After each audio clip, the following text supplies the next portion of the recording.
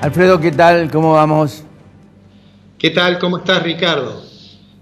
Bueno, decías recién, y por supuesto no se puede menos que coincidir, de que estamos en una semana singularmente importante. El viernes vence el plazo ya prorrogado una vez para que los bonistas le contesten a la propuesta de Argentina, y en este interín han ocurrido algunas cosas. Ya vamos a ir a eso, pero déjame que primero haga un comentario respecto del tema de la inflación que se conoció la semana pasada, el índice correspondiente a abril, y que a su vez hay mucha discusión sobre cuál es el impacto que puede tener la cantidad de dinero sobre la inflación. Esto nosotros ya lo hablamos y yo creo que comenté que mi visión es que en el corto plazo no va a impactar, básicamente porque hay un conjunto de razones que impiden que el índice lo refleje. Hay precios congelados, hay tarifas congeladas, hay una caída del nivel de demanda, tenemos un nivel de recesión muy importante. Entonces, digamos, no hay obviamente puja distributiva.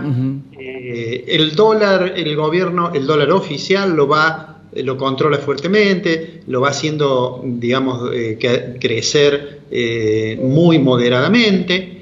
Pero digo, esto ha dado lugar a que algunos comiencen a decir, bueno, en realidad más inflación no produjo el hecho de haber aumentado la emisión, se puede emitir lo que sea, y han utilizado este periodo para digamos, cuestionar algunas visiones muy simplistas que existen entre la cantidad de dinero y el nivel de precios, ¿no? Ha habido artículos que dicen, no, esto viene a demostrar que más emisión, en lugar de generar inflación, genera menos inflación. Bueno, claro. Como yo soy de la idea de que no va a impactar, de todos modos quiero insistir en que eso no quiere decir de que se puede hacer cualquier cosa con la cantidad de dinero de la economía. Al contrario, cuando la economía, ya lo dijimos en una oportunidad, comience a funcionar nuevamente, es decir, cuando vayamos camino a algo que podríamos llamar normalidad, el gobierno va a tener que tener mucho cuidado porque va a tener que esterilizar de alguna manera dinero, claro, para evitar que esto impacte o en los precios o en el tipo de cambio, ¿no? Claro, claro. Y vamos ahora a lo de la deuda.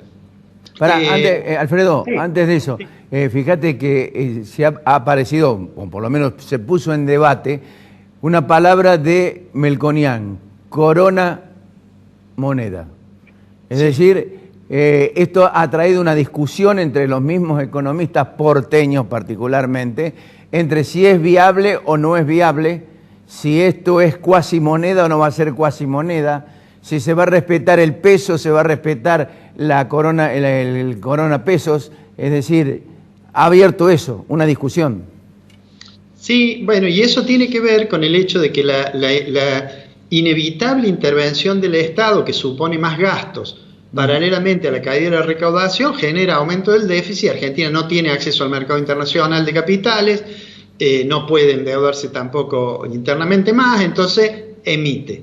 Y no está mal que lo haga, a condición de que seamos conscientes que a la salida de este proceso habrá que atender con mucho cuidado la cuestión monetaria. Y todo esto bajo el supuesto de que finalmente reestructuremos la deuda, es decir, que finalmente el gobierno logre acordar con los bonistas, con estos que está discutiendo, con estos tenedores de bonos que han sido emitidos bajo legislación extranjera.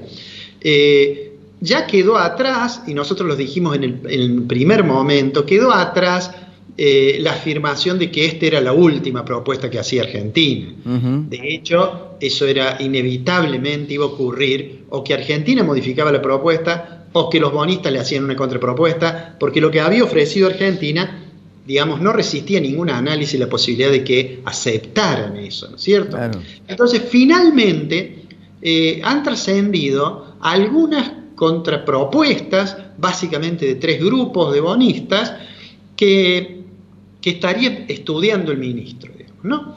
Está claro que esas contrapropuestas, vamos a suponer que efectivamente lo que ha trascendido es lo que le han presentado, afectan las variables que nosotros dijimos que iba a tener que afectarse. Es decir, se afecta la tasa de interés, es decir, la tasa de interés no va a ser un poco más del 2%, sino que le proponen que sea un poco más del 4%, se afecta el periodo de gracia, y se afecta también la quita de capital. Según cuál es la propuesta, hay distintas variantes. Básicamente, eso se traduce crucialmente en una situación que es que el gobierno va a tener que reconocer que acepta una reestructuración que es más generosa que lo que planteó al principio. Después habrá una discusión en el gobierno seguramente cómo presentarlo eso discursivamente, digamos en términos políticos. Pero lo que es concreto es que se confirma aquello que dijimos de que la propuesta de Argentina no iba a ser el último capítulo de esta serie, y ahora estamos en situación de que este viernes vencería el plazo, aquel periodo que se inició a partir del momento en que venció el cupón de los 3 bonos globales. Es decir, que teóricamente el viernes Argentina, el próximo viernes, entraría en default. ¿Va a ocurrir eso? Mira, yo tengo, digamos, básicamente hay 3 posibilidades. Que Argentina arregle antes, que Argentina resuelva defaultear la deuda, o hay un intermedio, y es que Argentina diga, mire, estoy negociando, le comunique eso a la Comisión en Estados Unidos, a la SAC, y siga la negociación. De estas 3 alternativas, yo me inclino a pensar que la menos probable es el default. Yo creo que el gobierno va a avanzar o a cerrar el acuerdo antes del viernes, o lo que es muy probable, diría lo más probable, a intentar una prórroga para seguir discutiendo. Por supuesto que hay otra alternativa, que es la alternativa de que el gobierno resuelva pagar los 503. intereses. ¿Y por qué? Bueno, porque si paga eso, inmediatamente tendría otro plazo para seguir discutiendo, no estaría en default, modificaría el plazo que le comunicó a la SAC. Recordarás que el martes pasado nosotros mostramos la carta que se había enviado a la Comisión de Estados Unidos y que decía, es hasta el día 22, a menos de que se cancele antes o se prorrogue ese plazo. Daba las 2 opciones. Bueno, ahora podría ser que pague y se dispararía un nuevo plazo, porque en junio en realidad vencen otros bonos, discount, que de nuevo habría que ver si paga o no paga, en fin. Me parece que pagar para conseguir el plazo, desde el punto de vista estrictamente de la estrategia de negociación, tiene un problema, y es que el que está negociando, si ve que el que está al frente paga, seguramente va a poner una posición más dura, ¿no? Dice esta gente, entonces está dispuesta a pagar. ¿Lo puede pagar Argentina? Sí, por supuesto que lo puede pagar, porque en realidad el monto no es un monto significativo al lado de los 12 o 13 mil millones de dólares que tiene de reserva neta líquida del Banco Central. De manera tal que no es ese el problema. Yo creo que es un problema de estrategia y negociación. Y creo que el gobierno va a hacer todos los esfuerzos o para cerrar el acuerdo o para conseguir una prórroga sin pagar ahora, pero para lo cual va a tener que ceder en alguna de esas 3 variables que nosotros mencionamos ya hace 30 días más o menos. Sí. Es decir, o le va a tener que decir, o va a tener que resolver hacerle un pago, aunque sea simbólico, de los intereses, o capitalizar los intereses del periodo transcurrido, en fin. Hay muchísimas soluciones posibles, ninguna de ellas le va a permitir decir al gobierno, bueno, yo ofrecí esto y me mantuve firme y lo aceptaron. Eso no va a ocurrir, Ricardo, porque además quienes tienen los bonos, además de no tener incentivos, saben que Argentina no se puede dar el lujo de defaultear la deuda porque las consecuencias serían bastante complicadas. Yo tengo la impresión, lo hemos dicho varias veces, de que no es ese el camino que va a seguir Martín Guzmán y el presidente, que el camino que va a seguir va a ser intentar ese acuerdo. A partir de allí, de nuevo estaremos discutiendo los problemas que tenía la Argentina, los desequilibrios estructurales de la Argentina, a lo cual hay que sumarle el problema que no sabemos cuándo termina la pandemia, más los desequilibrios que se profundizan como consecuencia de la intervención del Estado para tratar de morigerar los efectos económicos del confinamiento. Pero bueno, para eso nos parece que falta mucho, en realidad no falta tanto. No. Para el viernes deben faltar algo así como 90 horas. Sí. Pero de todos modos, no nos entusiasmemos con que vamos a ver el viernes el final de la película. A lo mejor todavía nos falta mirar algunos capítulos.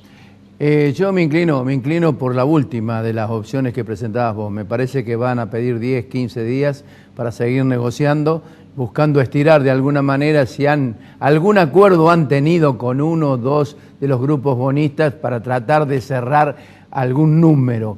Pero me parece que van a pedir 10 días más, o 7 días más, o una semana más, o 2 semanas más, para tratar de llegar a un acuerdo. Me inclino más por la última que planteabas vos. Sí, te digo una cosa para terminar, que tiene que ver con el tipo de cambio.